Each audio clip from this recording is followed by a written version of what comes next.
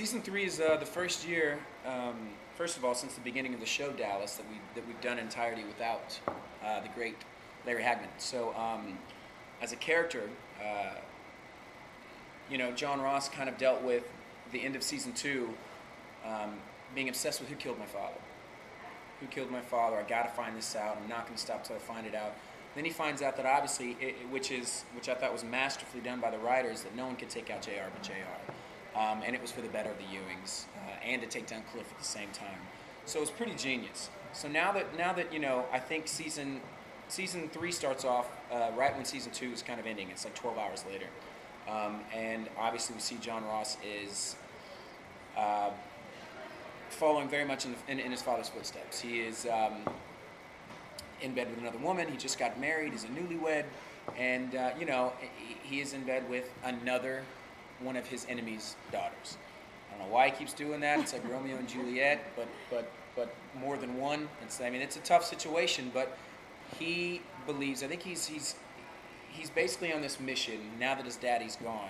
He believes the only way to make him proud is become the biggest company in the world and be the president of that company and have big command and control of it. That's his goal. That's the only way JR will look down and be like, "That's my son." So he's obsessed with that, and he's willing to do anything to get that.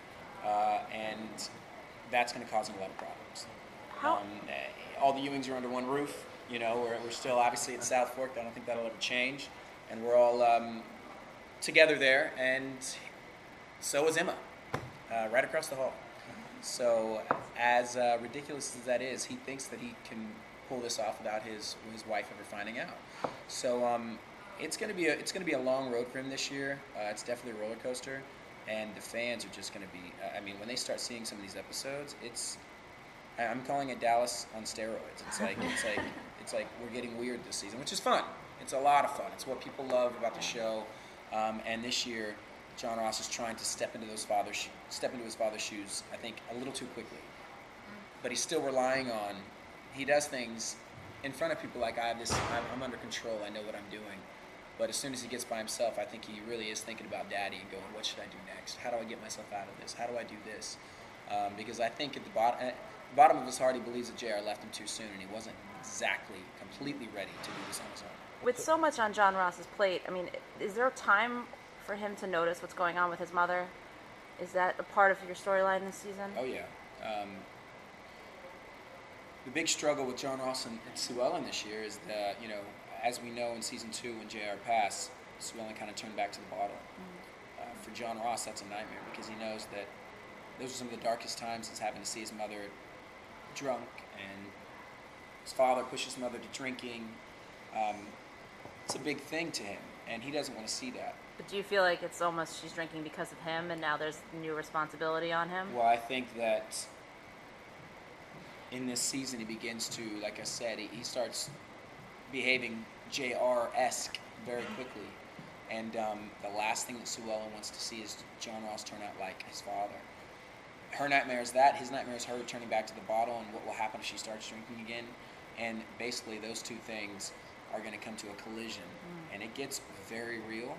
Mm-hmm. And it's going to be really intense. Some intense stuff happens between them. John Ross thinks he's invincible, and he's not. And Sue Ellen's onto him, and it gets pretty rough. So are you, in a sense, becoming JR? The big theme this year is people saying you're just like your father. And for whatever reason, John Ross is not ready to hear that. I think it's a mixture of resentment of his father not being around, loving his father immensely, but kind of feeling like his father left him with all of this mess. It could be a beautiful mess. He could win and be on top of the world, or it could be a repeat in history of just a roller coaster of a life that's ups and downs and hard, and it gets really hard really quickly. So I think that at the end of the day, he wants to keep telling people, I'm not like my father, and you're going to see him get obsessed with that, even though he knows in the back of his mind he's just like JR. Mm-hmm. And the things that he's doing are very, very much just like his father. He knows that it could get him in big, big, big trouble, and it's high-risk stuff, but he doesn't see any other way to get to the top. Mm-hmm. So that's a big struggle for him.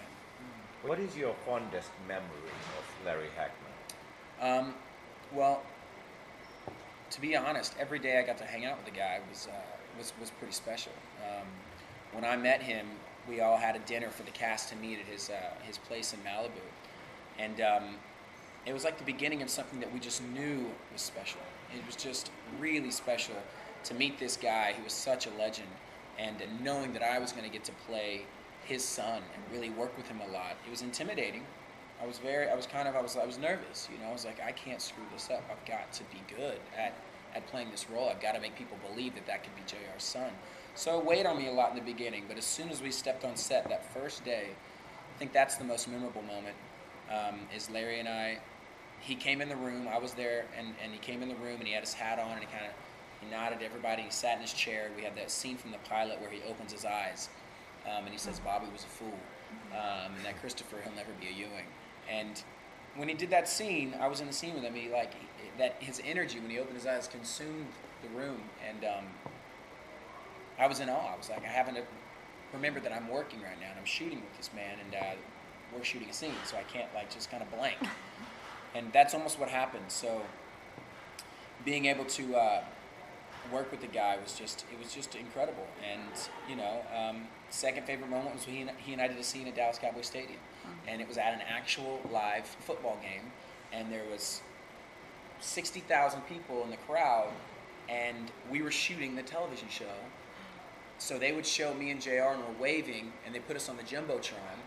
And since we're shooting a TV show, we had to do that more than once.